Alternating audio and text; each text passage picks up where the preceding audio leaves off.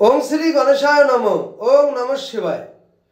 तो बंधुरा भिडियोते खूबी संक्षिप्त आलोचना करते चलेছি আমরা যেসব জাতক ব্যক্তি বজ্রযোগে জন্মগ্রহণ করে থাকি এই বজ্রযোগ অনুযায়ী আমরা আমাদের লাইফে কি শুভ শুভ ফল পেয়ে থাকি সেই সম্পর্কে খুবই সংক্ষিপ্ত আলোচনা।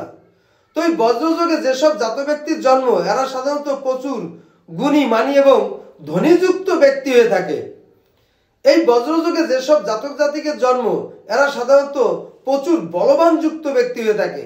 এই বজ্রযোগে যেসব জাতক ব্যক্তির জন্ম এরা সাধারণত প্রচুর সাহসী এবং তেজস্বী ব্যক্তি হয়ে থাকে। এই বজ্রযোগে যেসব জাতক জাতিকের জন্ম এরা সাধারণত রত্ন বস্ত্রাদির পরীক্ষক যুক্ত ব্যক্তি হয়ে থাকে। এই বজ্রযোগে যেসব জাতক জাতিকের জন্ম এরা সাধারণত শত্রুর পত্নীর দুঃখদায়ক যুক্ত ব্যক্তি হয়ে থাকে। এই বজ্রযোগে যেসব জাতক ব্যক্তির জন্ম এরা সাধারণত শত্রুযুক্ত ব্যক্তি হয়ে থাকে।